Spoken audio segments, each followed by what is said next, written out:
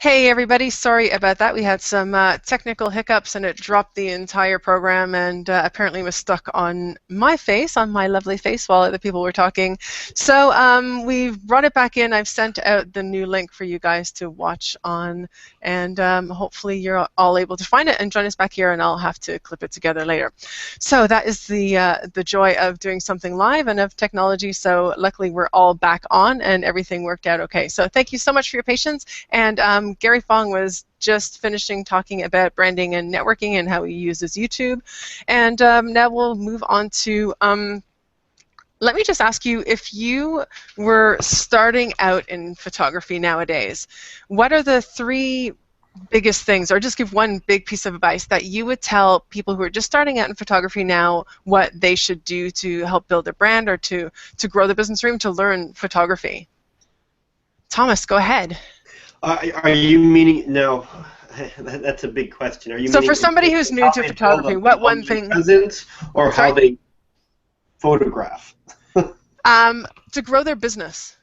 Oh, okay. Let's assume that they are skilled at photography and they're growing their business. What's one tip that you give? This goes back to what I was saying in the beginning, and it plays off what Harvey was saying a moment ago as well, is that focus on building genuine connections with other people. And that takes place on two levels. That's building relationships with those people that can function as your client base, but also building relationships with other people in your industry, other photographers, other, you know, if you're, whatever your industry is that photography interacts with, build relationships with those people, because that is also what fuels your network, which gets you in front of an increasingly large audience where you can continue to build those relationships on the client level as well.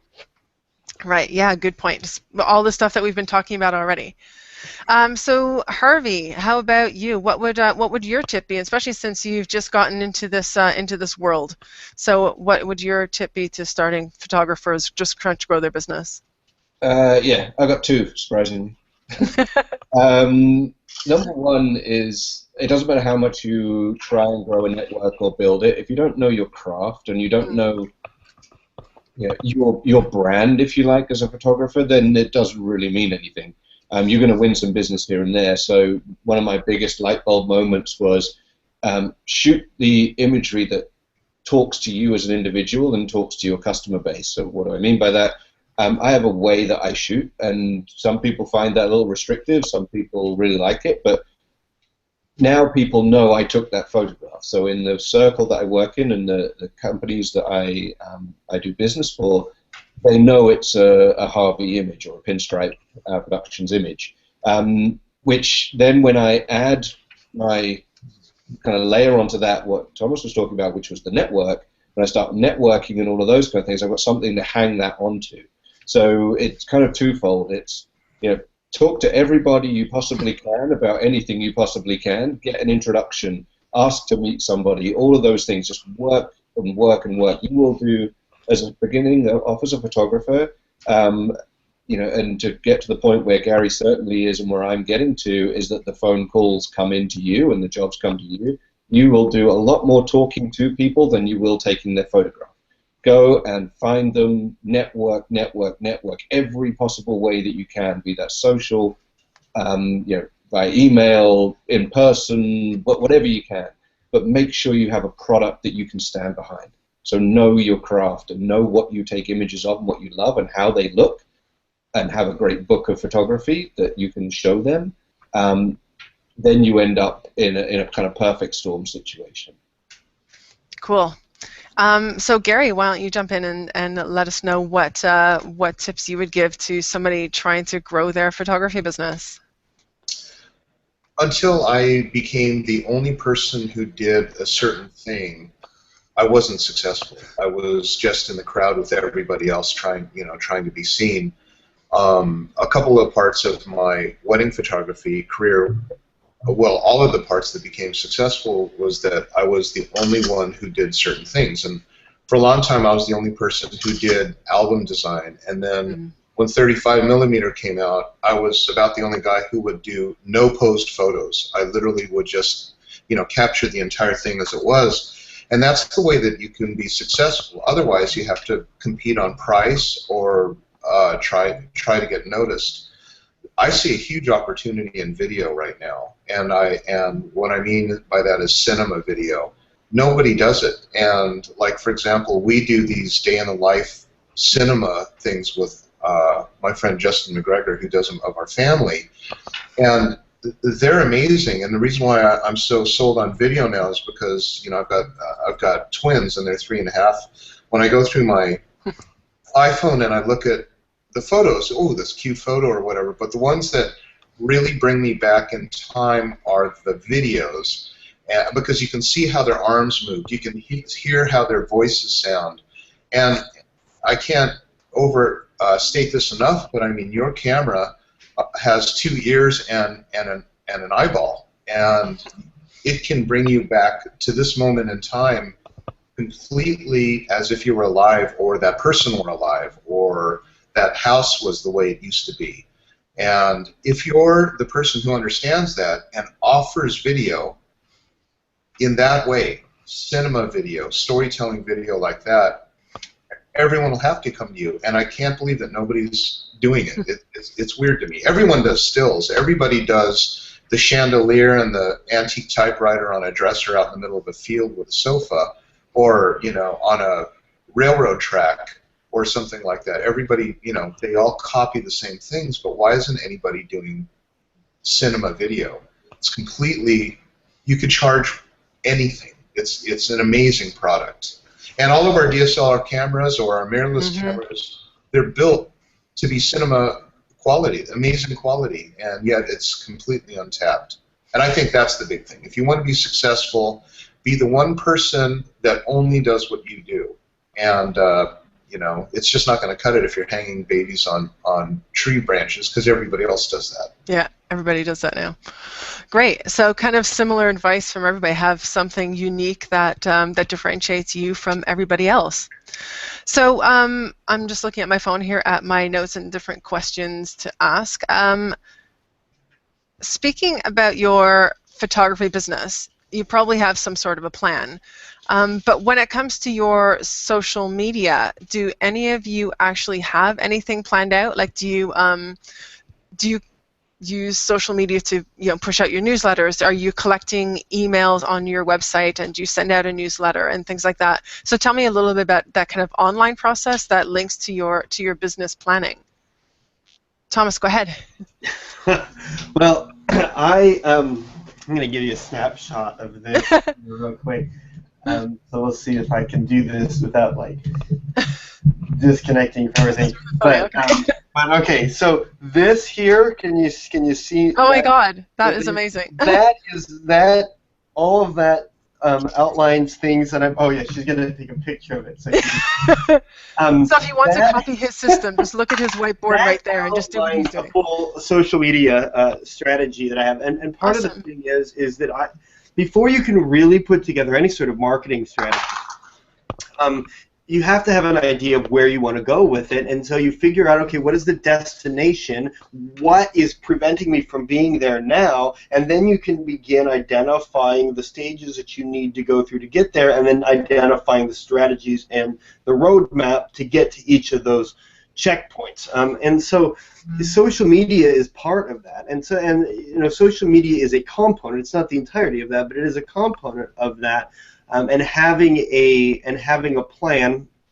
Mine, and you probably already picked this up, mine is all about relationships. So I want to know how can I utilize where I am out here to be able to establish connections, then to be able to identify who in those connections is interested in what I'm doing and that I can actually connect with. So I filter that down, and then I bring them into stuff that is relevant to them, which is on my site, which includes articles, images, those type of things, which leads to an email list where I can continue to provide free things for them, as well as products and services and things like that that have a monetary component to those as well. And that winds up not only fueling that word-of-mouth conversation and building those relationships, but also monetizing everything that I'm doing. But yeah, having a strategy, I think, is critical, or you're just sort of fumbling in the dark.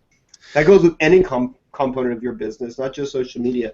Anything you want to do in your business, if you don't have a reason for doing it, then you're spending an awful lot of time doing something that you have no idea why you're doing.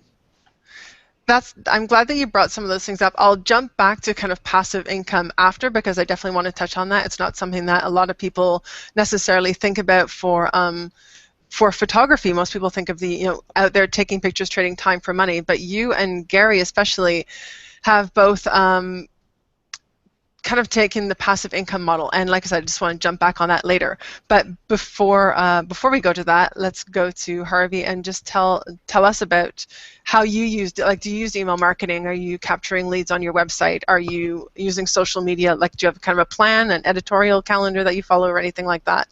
I'll show you my plan. You can if you want. Oh my God, you guys are awesome. Well, I can't see it, but the paper. Oh my God, that's awesome. No, the plan, as I mentioned before, is not one for, as you talked about, the two other chaps on the call here, they have this passive income side to their business, right? I earn my money from going out and shooting, and the rights that come off the back of those imagery for reprints and what have you. That's where my income comes from. So and I mentioned it before, my whole social media strategy, the places where I go to place, or where I spend my time, because I don't have the time to have a full-on strategy that covers every single base and all of those kind of things. So I've picked and I've chosen very carefully to drive credibility. So when somebody is coming to me and saying, okay, I'd love to hire you as a photographer, I can very easily point them to a place that they know and they probably use, and they can see, okay, is this person, does he fit the bill from a professional standpoint, and does he fit the bill from the type of imagery that he produces that I really like? So it is as simple and as basic as that, and it's just that credibility side of things. Now, is that going to change pretty soon?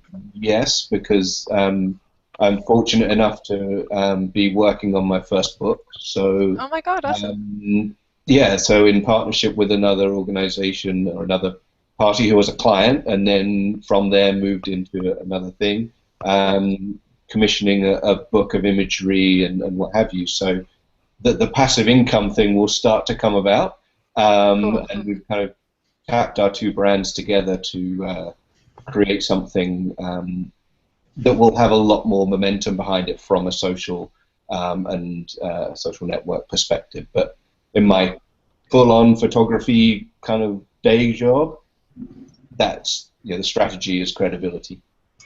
Cool. And Gary, so you can probably talk about collecting emails on your website. I know you've got lots of touch points all over in different social networks, and obviously on your website too. And your website is largely product based now, of course, because you've moved into that. So how do you what is your strategy when it comes to social media? And even talk about, because the next question this is going to lead into is outsourcing, and how you grew and then learned that you needed to get help. So I know you've got a social media manager that does a lot of that for you. So yeah, just how does your business strategy tie into your social media strategy?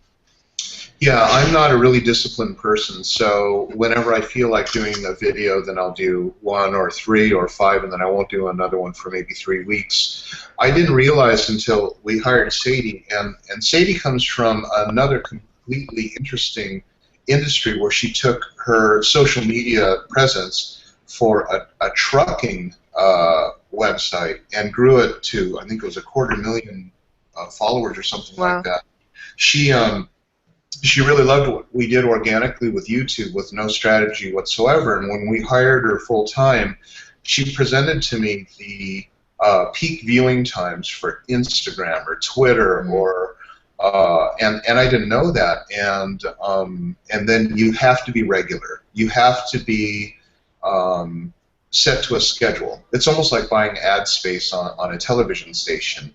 And then it's about finding the content. But the content, once you get it out there, shouldn't go around in circles. The Twitter shouldn't point to Facebook. Facebook shouldn't point to YouTube and then back again. Everything should point to collecting more email addresses or maybe purchases or something. But But that opportunity that you have to be in front of people's eyeballs, it can't be repetitive, and it should be somewhere that you can monetize it. And so that's what we do.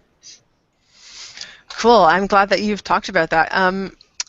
So while we're talking to you, how did you move from taking photos and the time for dollars to creating the LightSphere? Obviously, you saw a need in the market, and then to making that as your kind of full-time business. So you're still very much in photography, but how did that move into kind of the different sphere where you are actually making money on a passive income scale, or even just promoting it, but it's a product-based business now instead?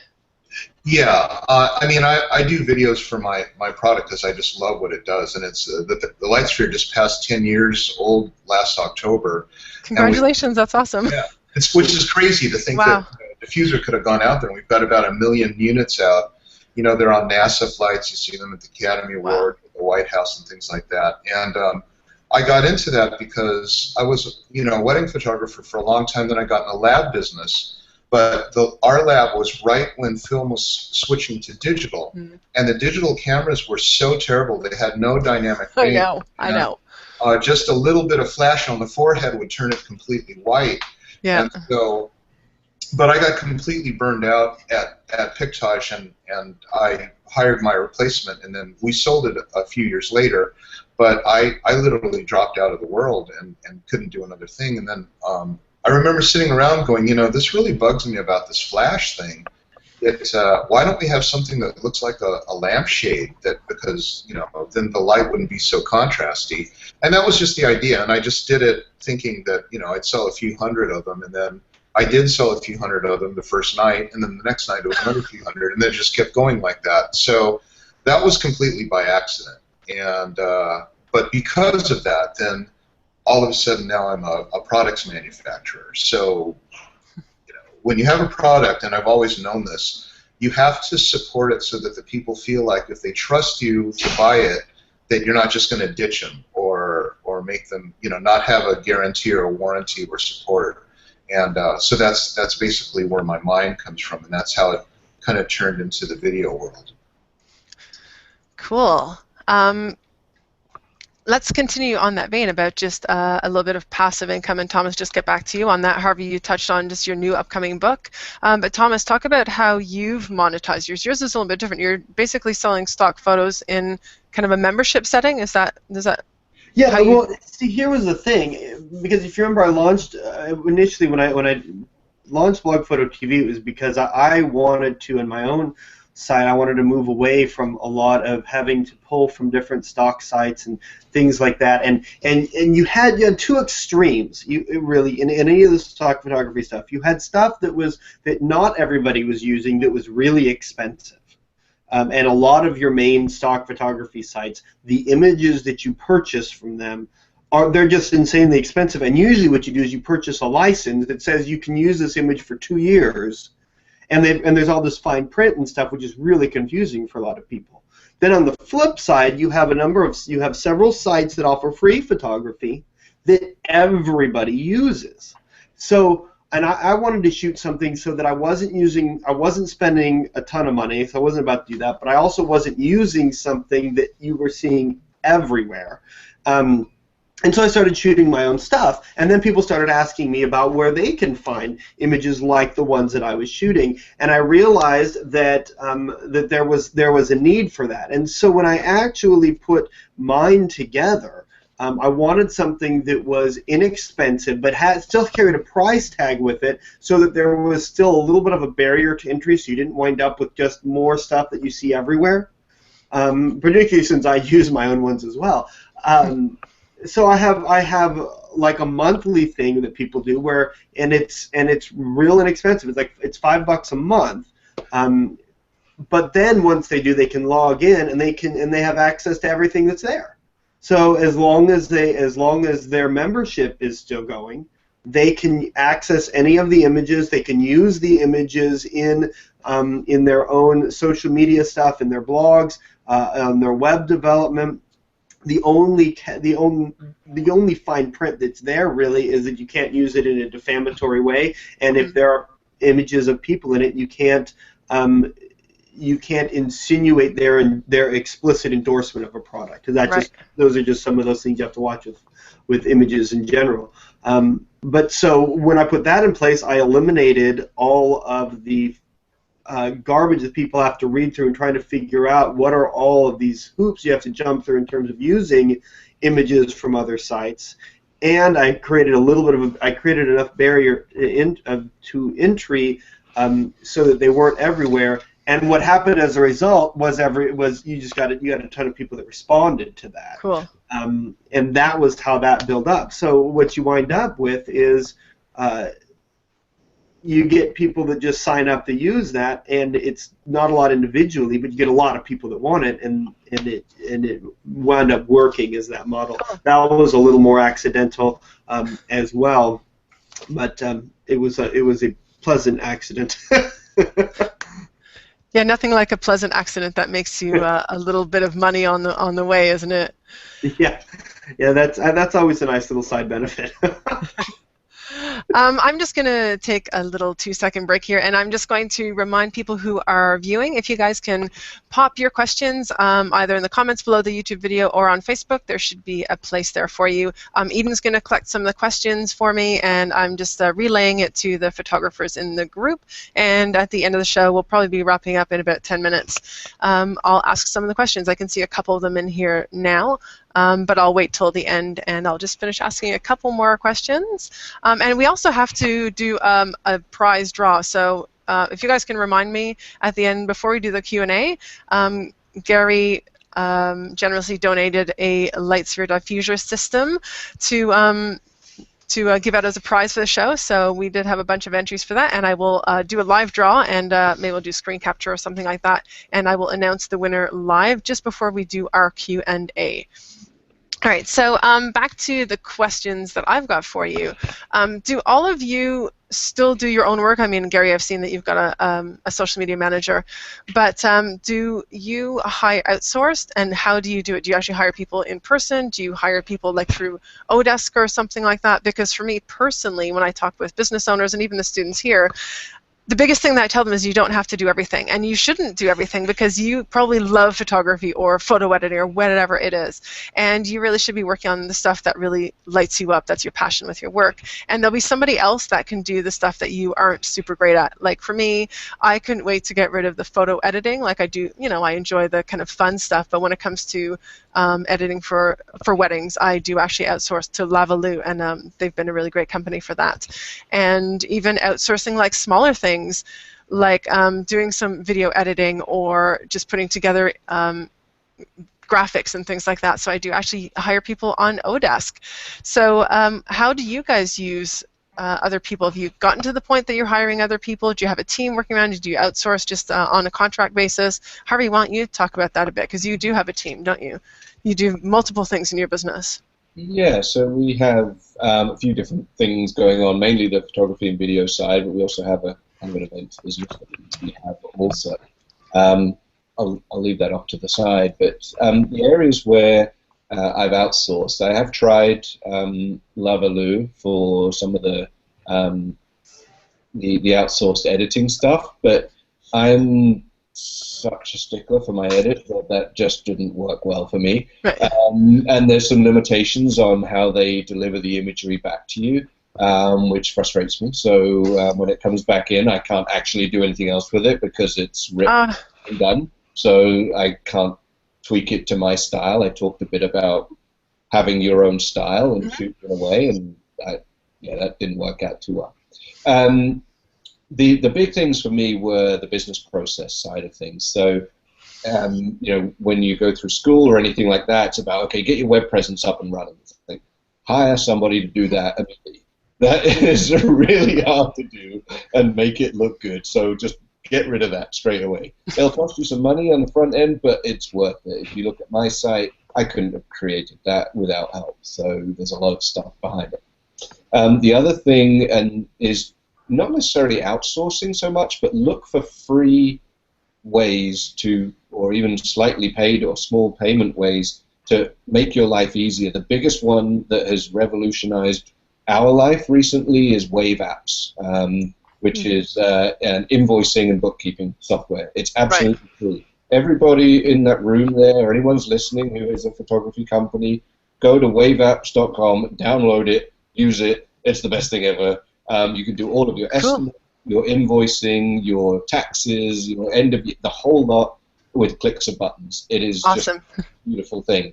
I never thought I'd get this excited about an accounting software, but that has totally changed how we, or the speed that we can get that done. And the speed we can get that done equates to how much more money we can make, because I'm not sat there trying to pull together hand or manually generated invoicing. I just click a button and it's done. All my contacts are in there. It's done. It's super. Awesome. So yeah, they're the two things. Cool. And Gary, I know you've got an assistant. So do you have anybody else other than your social media manager? You probably have a whole team of people working with you. Yeah, I have a really good team, and the neat thing is that they're all everywhere. I mean, I have a vice president. I have, of course, my warehouse manager, my customer experience manager. I have an HR person. I have an operations manager, and of course my creative team, which was Justin's my cinematographer, and then Kyle does all of my web work. So I've got a number of people.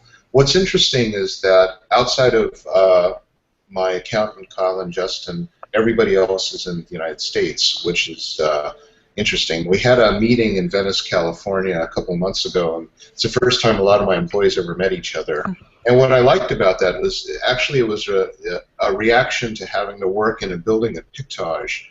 Working with people is very inefficient because you're on the phone and someone's standing at your door trying to get your attention, whereas if you have people that aren't, you know, simply online, then they can message you while you're doing other things.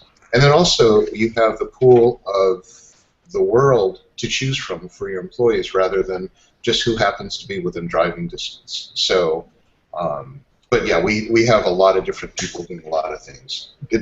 Way too much for one person to ever handle. Oh, absolutely. I think that's such a great point that you, as your business grows, you really do need to kind of let go of things and go from, you know, a one-man band to, like, you've got a multi-million-dollar business. Of course, you couldn't be doing all of that on your own, and it's having that vision and starting small, like Harvey said, just using some great software that's going to help you in whatever it is, outsourcing your editing. Thomas, what do you do for outsourcing work? Yeah, a lot of the way that my own business was designed, and part of this was in terms of some of this past model stuff, was stuff that I can do on my own. But even within that, there are areas that I know that I'm good at, and areas that I know that I'm not as good at. And what I've been able to do with that instead, I don't have a staff. What I do have, though, is I have networked relationships with people not just explicitly in my industry, but on all the specific sub areas of my industry. So I have good friends that I've built relationships with that are you know, branding and logo design experts and things like that, and people that I've built relationships with that are experts in Facebook advertising or things like that. And we wind up helping each other out. So where they have areas that I'm better at, I wind up helping them, but then they'll wind up doing, you know, some design work for me. Or when I moved into, and we were talking earlier about expanding within the past few months into Facebook and the advertising campaign that went with that. I have a group that's actually based out of Orlando. I went and I did a photo shoot with them for a social media campaign they're launching with a nonprofit. Real exciting campaign. I went and shot the stuff there so they have all of these images so they can use for their campaign that they're launching, and they sat down with me and talked through the Facebook campaign. So so a lot of that also is in are you finding ways that you can interact with people in a way that you can emphasize your strengths and minimize your weaknesses, and so that's been a big area that I've really invested some of my time into. Cool. I use a lot of Facebook groups. I'm really active in some groups more than others. And for me, that's where a lot of my kind of networking comes in, with people who can, like you said, complement what your skills are, that you can offer something, whether it's a trade or even paid work with different people, but how I've discovered their skills, and they're interacting, they're answering questions, and then I know that I can reach out to these people, and it's not been in a real promotional way, but it's people that I've built trust with in those groups, and then we've taken it to messaging and just kind of contacting each other, jumping on Skype and having a chat and seeing how we can collaborate further. So I love that all of you guys are definitely into connecting with people and growing your business kind of organically that way, and then kind of spreading outwards and learning from other people too. I think that that all of you are pretty giving in your industries and have put so much online that you can help people with, and then you kind of bring it back and you find people that you can kind of mesh with and grow your business that way. All right, so I've got actually I'll do the draw, and then I'll jump to the questions that I've got that I can see popping up here. Eden's passed in a few of them for us, but I don't know if I can actually do this draw. This is the first time I've used this, or the second time I've used this app. First time I've actually done a draw myself. Let me see here. I'm using the Gleam.io app. It's fantastic. It's been super easy to use, so a big shout out to them for the contest. I'm not sure if you guys have seen it, but I've posted it in a lot of places. And let me just do a screen share for you and see if that works to draw the prize winner. And again, thanks to Gary for donating the LightSphere diffuser kit for us. Screen share over here, entire screen. And hop over to. All right, can you all see my screen? Mm-hmm. So this is kind of the back end of the app. So this is the contest that people probably would have been seeing all over Facebook. I've even got it in a blog post. Yeah, and just getting a little bit of buzz created about this. So now I can just go and draw the winner. And it's all done randomly. Got people from around the world who've participated. And then right here, simple, just one prize. There's been 58 entries. And now I just click the button, and it's going to hopefully draw a winner. So the winner of the LightSphere is Marti Owen. And you will be contacted, and we'll let you.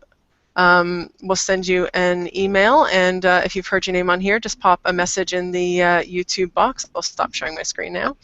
And hopefully we're going to hear from you in the next few minutes or so. It'd be great to have you watching live. So congratulations to Marti for winning the LightSphere kit. And yeah, so now we'll get to the questions. So one of the questions from Lexi, she said, what are your thoughts on the Sony and Olympus mirrorless systems? I know Gary's thoughts on that, because he talks a lot about how great Sony is. But what kind of equipment do you guys use, Thomas or Harvey? Do you have a brand preference? Are you fast diehard Canon or Nikon fans, or would you ever consider one of the other systems? Thomas, how about you? I shoot with Canon, and I shoot with Canon largely because I learned on Canon. I like what I get with Canon, and my equipment is Canon. So shifting, the thing with any system is that once you invest to a certain point in that system, shifting to another system means oftentimes means a complete reinvestment, unless some of those lenses carry over, but they don't usually do that very well.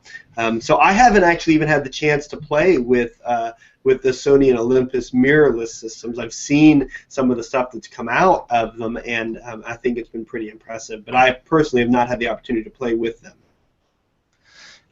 What kind of equipment do you shoot on there, Harvey? Yeah, so I've always been a Nikon shooter. That's just how it's always been. But my business partner Jamie and I are in a somewhat of a transitional phase, potentially. I think you might be listening in and smiling, but as we do a lot more of the video work, Nikon are just not doing a great job of keeping up with Canon on that front. So we might see a big shift to Canon in our near future, which is yeah, gives me the cold sweats, to be honest. We'll get through it. So yeah. Cool. Well, good luck with that. But before you switch over to Canon, Gary, just give a little bit of a plug. Like I said, I know you're a huge Sony fan. If you can just keep it short to like a minute, just kind of summarize what you love about Sony and how you think that they're kind of technological leaders. Well, there's no doubt that they're technological leaders. That when they started to do mirrorless, there were so many things that you could do that you couldn't do if you had a mirror. People thought, oh, it's just making the size smaller. There's so many more benefits than that. For example, on-sensor focusing or detection. This is something that you can't do with mirrors, and it's every day you'll see a new Sony phone. They just came out with the A7R2. That's incredible. It's got a 46 megapixel, something like that, but it goes ISO over 100,000.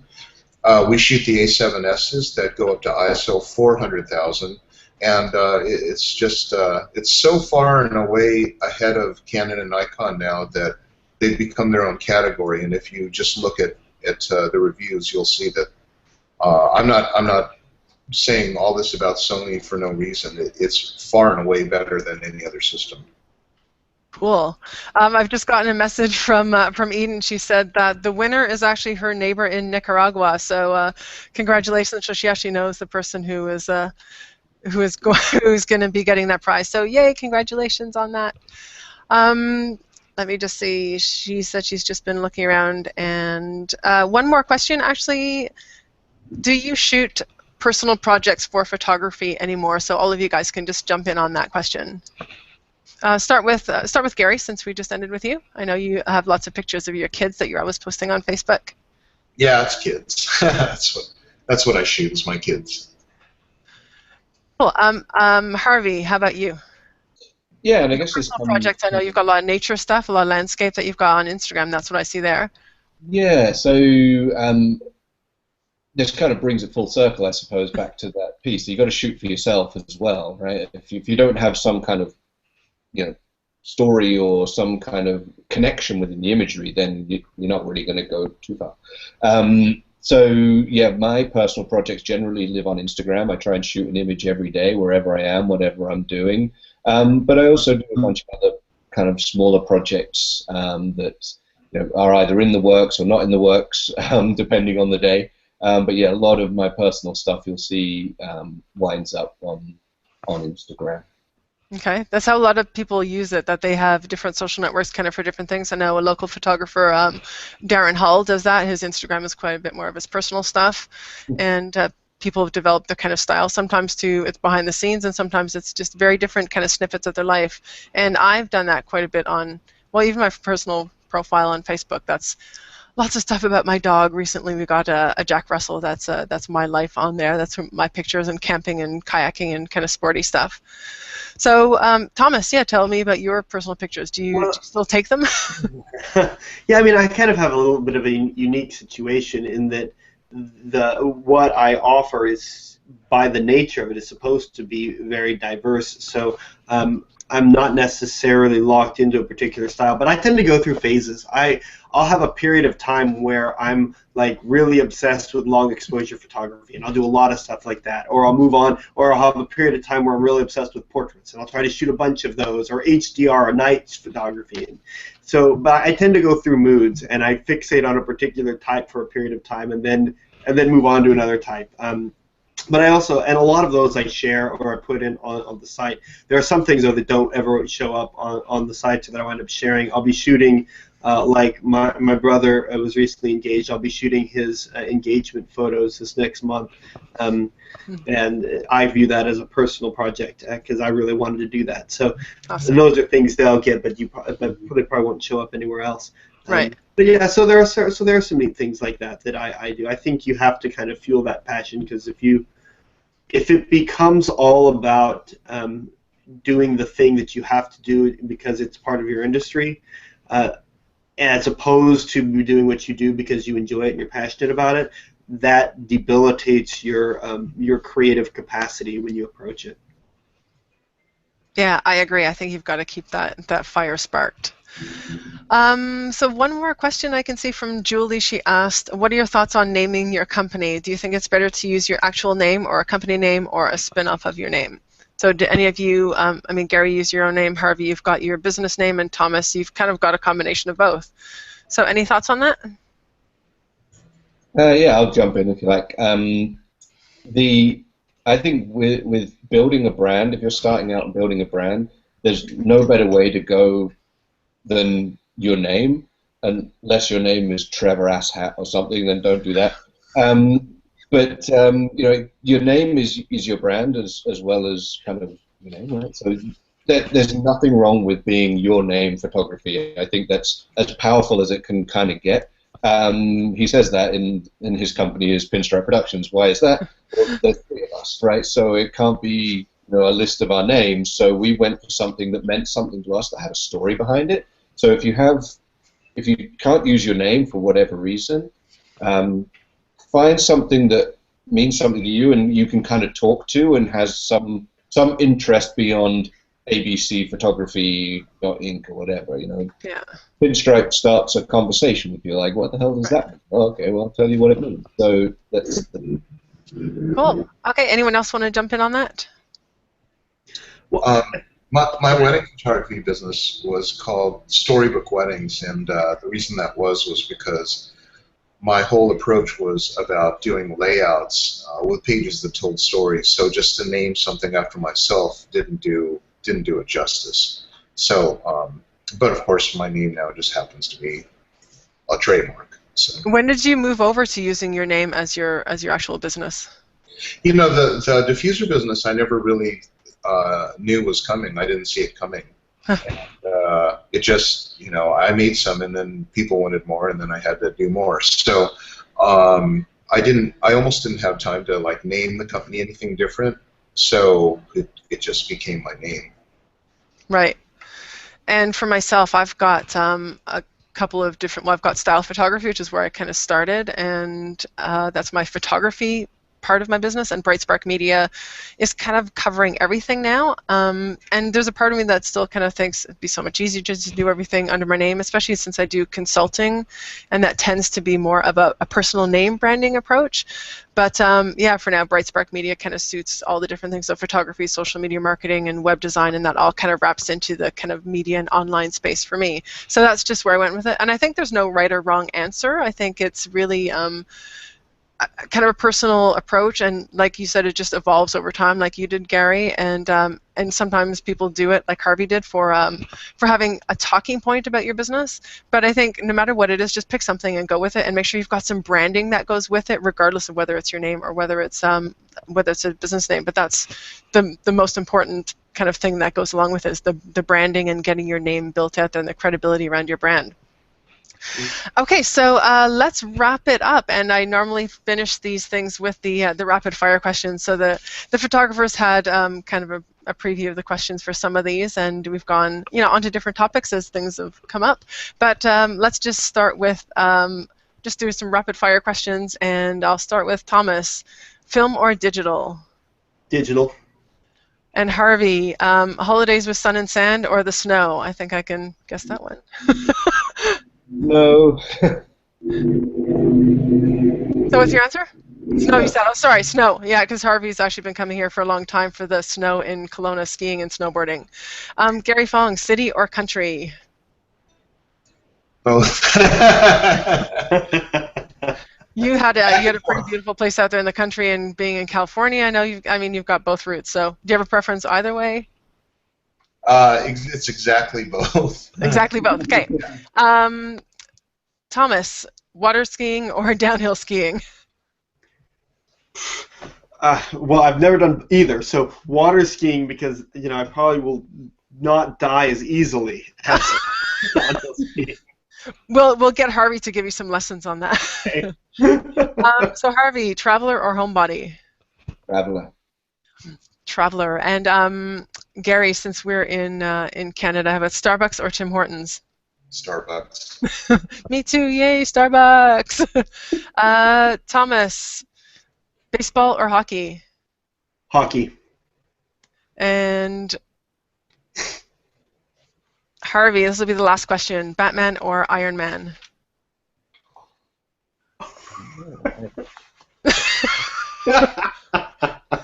Pick another famous movie character that you like then. I'm going to go with the original Batman.